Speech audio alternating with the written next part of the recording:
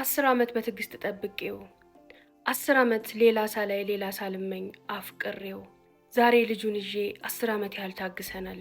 ይበቃናል፣ እንጋባ፣ ልጃችንን እናሳድግ።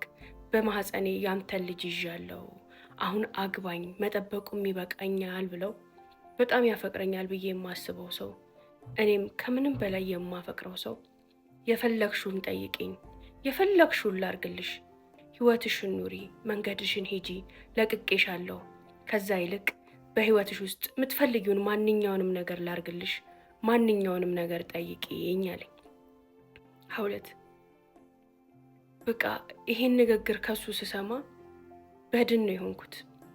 እስከ ዛሬ በድህነቴ፣ በማጣቴ፣ በቤተሰቦቼ ለእኔ በሚያረጋቸው ነገሮች እየለካኝ ነበር፣ እየገዛኝ ነበር። አንድም ቀን በሚያደርግልኝ ነገር የኔ ነው የራሴ ነው ስለሚወደኝ ስለሚያፈቅረኝ ነው ብዬ ተቀበልኩት እንጂ እየለካኝ ነው ብዬ አስቤ አላቅም። እኔ እሱን ከልቤ ነበር ማምነው፣ ከልቤ ነበር ማፈቅረው። የራሴ የሆነን ያህል ነበረ እርግጠኝነት የነበረኝ እሱ ላይ። ቀና አልኩኝና ዝም ብዬ ቆየሁኝ። ምን አልከኝ አልኩት። የፈለግሽውን ላርግልሽ፣ የፈለግሽውን ልስጥሽ ነው ያልከኝ አልኩት። አዎ የፈለግሽውን ላርግልሽ፣ በቃ ህይወትሽን የሚለውጥ የሆነ ነገር ላረግልሽ እፈልጋለሁ። ከዚህ በኋላ በችግር እንድትንከራተች አልፈልግም። የፈለግሽውን ጠይቂኝ፣ ከዚህ በኋላ ጠብቂኝ፣ አገባሻለሁ፣ ጊዜ ስጪኝ አልልሽም። ያላባትም ወልደሽ እንድታሳድጊ አልፈልግም። በህይወትሽ ግን ለአንቺ ለቤተሰቦችሽ የሚሆን ማንኛውንም ነገር ጠይቂኝ፣ አደርግልሻለሁ። በቃ የሆነ ውለታ ልውልልሽ እፈልጋለሁ አለኝ። 10 ዓመታቴን እድሜን በስንት ብር ትገዛኛለህ አልኩት። ዝም አለ። እንደዚህ ውስብስብ አታድርጊው ነገሩን አለኝ። አይ ንገረኝ፣ የ10 ዓመት ጥበቃዬን ጊዜን በስንት ብር ትተምነዋለህ? በስንት ብር እንደምትለካው እስኪ ንገረኝ፣ አንተው ተመናውጣለት አልኩት። አይደለም እንደዚህ ነገሩን ወደ ሌላ ነገር አትውሰጁ። ጀስት በቃ የሆነ ነገር ላረግልሽ ፈልጋለሁ። በህይወቴ ላንቺ የሆነ ትልቅ ነገር ማድረግ ፈልጋለሁ። እንደዛ አስቢው አለኝ። እሺ ጊዜውን አንተ ጎበዝ ነጋዴ ስለሆንክ ጊዜን በገንዘብ ልትለካው፣ በገንዘብ ልተምነው ትችላለህ። እውነተኛ ፍቅሬን፣ እውነተኛ ላንተ የነበረኝን ጥበቃ፣ አንተ ላይ የነበረኝን እምነት፣ መውደዴን እንዲሁም ደግሞ ልጄን በስንት ብር ነው የምትለካው አልኩት። ዝም አለ። ንገረኝ፣ ለእነሱ ምን ያህል ገንዘብ ታወጣላቸዋለህ? በምን ያህል ገንዘብ ትገዛቸዋለህ? በምን ያህል ገንዘብ ትለውጣቸዋለህ? ለፍቅሬ፣ ለልጄ፣ አንተ ላይ ለነበረኝ እምነት ተመን አውጣለት አልኩት። አንገቱን አገረገረ። ነገሩን አታወሳስቢብኝ፣ ነገሩን አታጠላልፊብኝ። እኔ ያልኩት ሌላ ነገር አይደለም። ጊዜሽንም ፍቅርሽንም በገንዘብ ልለውጠው ፈልጌ አይደለም፣ ምለውጠውም ነገር አይደለም። ግን በቃ የኔና አንቺ ነገር እንደማይሆን አሁን አረጋግጫለሁ። ወንድም የሚያገባ ነገር አይደለም። እኔ ደግሞ ለራሴም ለቤተሰቤም ቃል ገብቻለሁ። እነሱ ሳያገቡ እነሱ የራሳቸውን ህይወት ሳይመሰርቱ እኔ ገና ህጻን ልጅ ነኝ፣ ምንም የሚያሯሩጠኝ ነገር የለም ብዬ ቃል ገብቻለሁ። እስከዛሬ የለፋውበትን እዚህ ያደረስኩትን ነገር በአንድ ተልካሻ ነገር ላጣው አልፈልግም። ከምንም በላይ ቤተሰቦቼንም ማጣት አልፈልግም። ይሄን ታውቂያለሽ።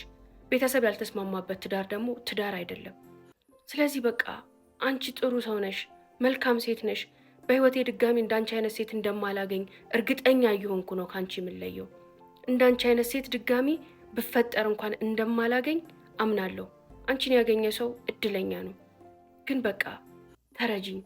ከምነግርሽ በላይ ህይወታችን ውስጥ ቤተሰቤ ውስጥ ብዙ ችግሮች አሉብኝ፣ ብዙ ነገሮች አሉብኝ። አንቺ የምታውቂው ጥቂቱን ነው፣ ያልነገርኩሽ ብዙ አለ። እንድነግርሽ አትገፋፊኝ፣ ተረጂኝ። ስተውሽ ግን ስለይሽ አንቺ ጋር ማስቀምጠው ማስታወሻ እፈልጋለሁ። ለአንቺ ማረገው አንድ መልካም ነገር እፈልጋለሁ አለኝ። ሀውለት ብድግ አልኩኝ። ሰጥቶኝ የነበረውን የወርቅና የአይፎን ስልክ ስጦታ ከቦርሳ ያወጥቼ ፊት ለፊቱ አስቀመጥኩለት። ሌላ ቃል አልጨመርኩም፣ አልቀነስኩም። ብድግ ብዬ ተነስቼ በተቀመጠበት ጥዬው ሄድኩኝ። ለወትሮ ከሱ ጋር ስጣላ ስጨቃጨቅ እንባ ነበር የሚቀድመኝ።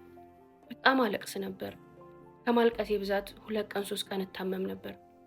የዛ ዕለት ግን በድን ሆንኩኝ። እንባ ያልወርድ አለ። ጭንቅላቴ ማሰብ አቃተኝ። በቃ ከውስጤ የሆነ ነገር ተቆርጦ የወጣ ይመስል በድን ሆኜ ነበር። ምንም ነገር ምንም ስሜት ሊሰማኝ አልቻለም። እንባ እንዲወጣኝ ፈለግኩኝ፣ እንዳለቅስ ፈለግኩኝ፣ የሆነ እንድጮህ ፈለግኩኝ። ግን ከዓይኔም ከአንደበቴም ከልቤም ምንም ድምፅ አጣሁ። ቀጥ ብዬ በእግሬ የሄድኩትን መንገድ አትጠይቂ። የሆነ ሰዓት ላይ አቅለሸለሸኝ፣ በጣም ደከመኝ፣ እንደ በማነን አደረገኝ። በዛ ጨለማ አንዱ ጥግ ላይ መቀመጫ ፈልጌ ቁጭ አልኩኝ። ተነፈስኩ፣ ማልቀስ ፈለግኩ። ምንም ነገር ግን ሊወጣልኝ አልቻለም። በቃ ሁሉን ነገር የረሳሁኝ፣ ሁሉ ነገር ከጭንቅላቴም ከልቤም የተደመሰሰን ያህል በድን ድንጋይነት ተሰማኝ። ትንሽ ራሴን አረጋግቼ እዛ ጋ የነበረ አንድ ራይድ ታክሲ ይዤ ወደ ቤት ሄድኩኝ። እቤትም ሄጄ ገባው፣ ልብሴን ቀየርኩ፣ ተኛው። ማልቀስ አልቻልኩም፣ መናገር አልቻልኩም፣ ማሰብ አልቻልኩም። ጠዋት ተነሳው፣ ልብሴን ለባብሼ ወደ ስራ ሄድኩኝ። ለአንድ ሳምንት እንደዛ ነው በቃ ሳረግ የነበረው። ምንም አልተናገርኩም፣ ኖርማል ነኝ። ከቤተሰቤም ጋር ከጓደኞቼም ጋር የነበረኝ ግንኙነት ኖርማል ነው። እንባም አይወርደኝም። በቃ ድንዝዝ ብያለሁ። ከተለያየንባት ሰከንድ ጀምሮ እየደወለ ነበረ። ስልኬን አጠፋሁት። በእርግጠኝነት ሌላ ጊዜ ስልኬን ሳጠፋበት እንዲህ ስንበጣበጥና ስንለያይ እቤት ይመጣል ወይ ስራ ቦታዬ ላይ ይመጣና ያናግረኛል፣ እንታረቃለን። ከሳምንት በኋላ እንደዛ ሊሆን እንደሚችል ገመትኩ። ስልኬን ሳልከፍተው ብትቼ መምጣቱ አይቀርም ብዬ መጠበቅ ጀመርኩ። አይገርምሽም ሀውለት? ቤቴም ስራ ቦታዬም አልመጣም። እኔም ስልኬን አልከፈትኩት። በመሃል ሳልነግርሽ ለወንድሙ ሚስት ፍለጋዬ እንደቀጠለ ነበረ። ስለሚወደው ስለሚጠላው ነገር አጠናሁ። ከዛም ለሱ ልትመጥን የምትችል ሴት መፈለግ ጀመርኩኝ። ከኔ ጋር አብራኝ ምሰራ የነበረችው ልጅ ሁሉ ነገሯ ታይፓ ልክ እሱ እንደሚፈልጋት ነው። ነገር ግን ሁሌ ለሱ ባስባትም ፍቅረኛ ስለነበራት ያንን ማድረግ አልቻልኩም። ልክ እንደኔው እሷም ማግባት ትፈልጋለች።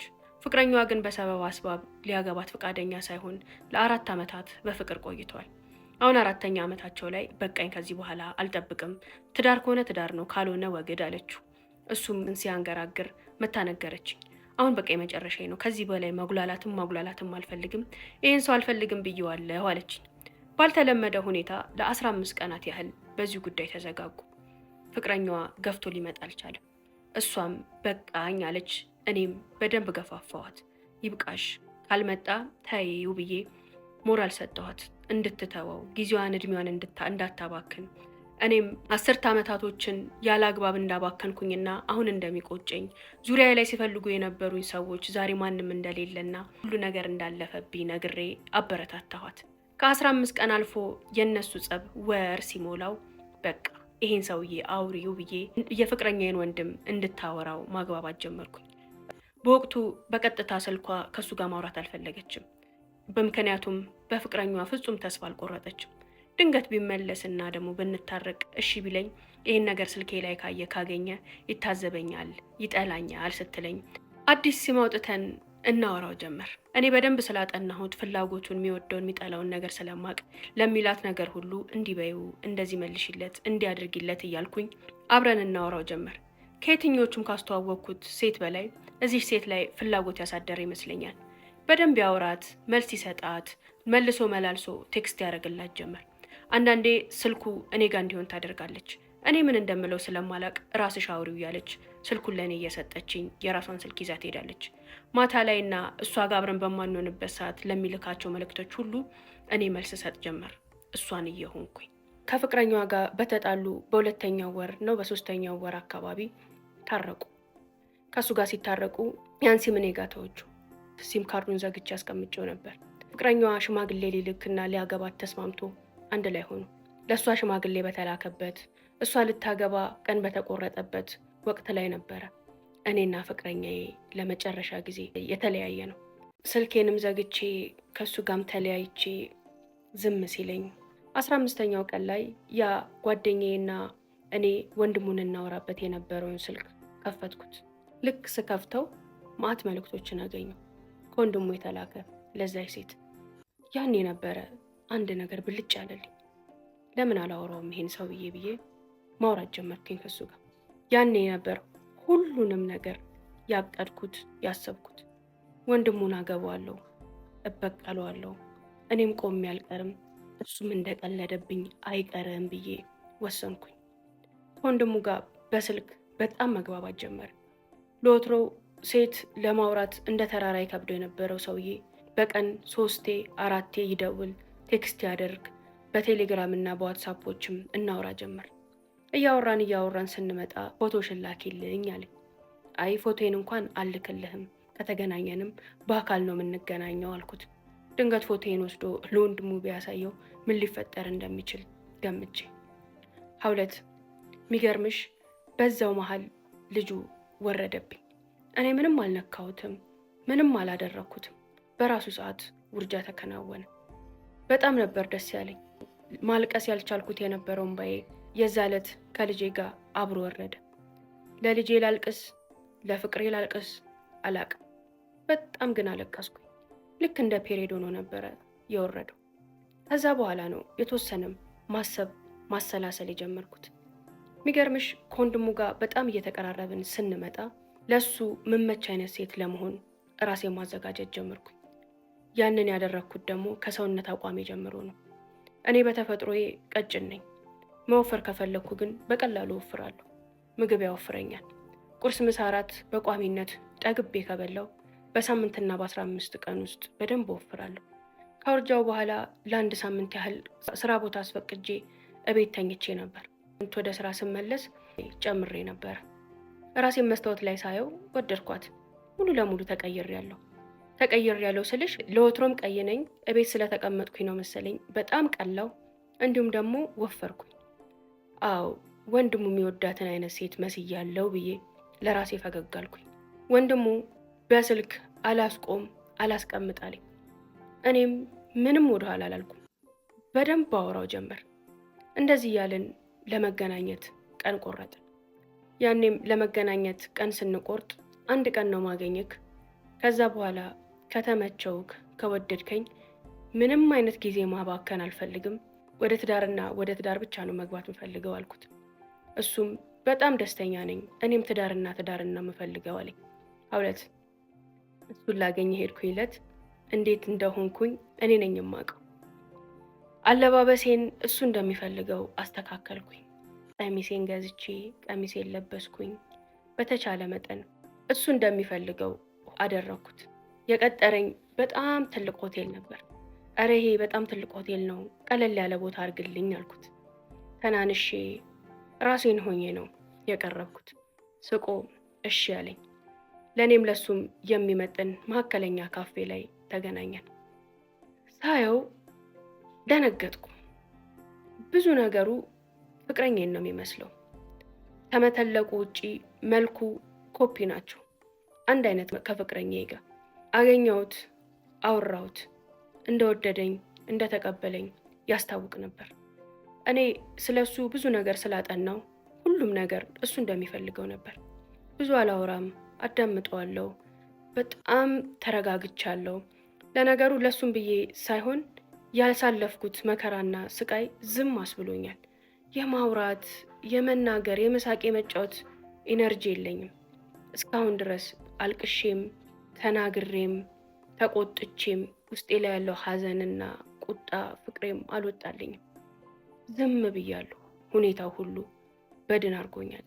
ሀውለት እዛው ቁጭ ብሎ ነበር። እኔ ተቀብዬሻለሁ፣ ወድጄሻለሁ፣ ብዙም ጊዜ ማባከን አልፈልግም ብለሻል፣ እኔም ማባከን አልፈልግም፣ መጋባት እንችላለን ያለኝ። ሳቄም መጣ፣ ግራም ገባኝ። አይ ትንሽ አልቸኮልክም? ትንሽ ብናወራስ አልኩት። አውርተናል እኮ እስከዛሬ እያወራን አልነበር እንዴ?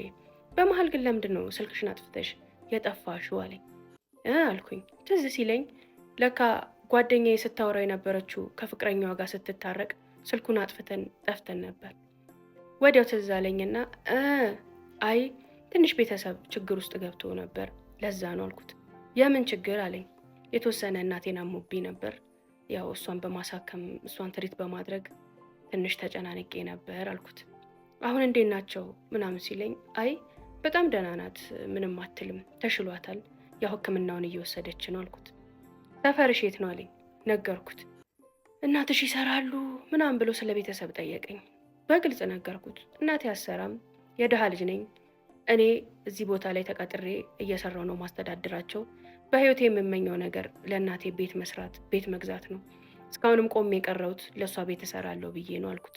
የዋሸሁት አንድ ውሸት ያ ነው። እስካሁን አቁሞ ያስቀረኝ ወንድሙ ነው እንጂ እኔ ቤተሰቤን የመርዳት ፍላጎት ኖሮኝ አይደለም። ለሱ ግን ቤተሰቤን የመርዳት ፍላጎት ኖሮኝ ነው አልኩት። አሁን ግን እድሜ እየሄደ ስለሆነ አገባለሁ። ነገር ግን ለእናቴ መቼም ቢሆን ቤት ሳልሰራላት አልቀርም አልኩት። ሳቀ። 2 የዛ ዕለት ተለያየን። ከዛን ቀን በኋላ ይህ ሰው ከየትኛውም ጊዜ በተለየ እንድንገናኝ መወትወት፣ በስልክ 10 መደወል፣ በቃ ፍቅር ውስጥ ገባ ማለት ትችላለሽ። ልክ ለመጀመሪያ ጊዜ ሴት ያየ ነበር የሚመስለው። እኔም ስቴፔን እየጠበቅኩኝ እየራኩኝ እየቀረብኩኝ አገኘው፣ አወራው ጀመር። የሆነ ቀን ላይ ስለ ጋብቻ እያወራን ከአንድ ሰው ጋር ግን ላስተዋውቅሽ ፈልጋለሁ አለኝ። ከማን ጋር አልኩት። ከታናሽ ወንድሜ ጋር አለኝ። በጣም ደነገጥኩ። ግን መገናኘታችንም ጥሩ ነው ብዬ አሰብኩኝ። ምን ያስደነግጠኛል? ይሄ ሰው ውሸቱን አውቆ ቢመጣም ኖርማል ነው፣ ባይመጣም የራሱ ጉዳይ ነው። ምን የሚያሳስበኝ ነገር አለ ብዬ ኬርለስ ሆንኩኝ። አገናኘን አልኩት። እሺ ደስ ይለኛል መች ስለው በቃ ለወንድሜ ነግረውና በዚህ ሳምንት አንዱ ቀን ቀጠሮ ይዘልሻለሁ አለኝ። እሺ አልኩት። ያንን አውርተን በተለያየን በስንተኛው ቀን ወንድሜ ዛሬ ይመቸኛል ብሏል፣ እዚህ ቦታ እንገናኝ፣ ከወንድሜ ጋር አስተዋውቅሻለሁ አለኝ። 2 በአንድ በኩል ደነገጥኩ፣ በአንድ በኩል ደስ አለኝ።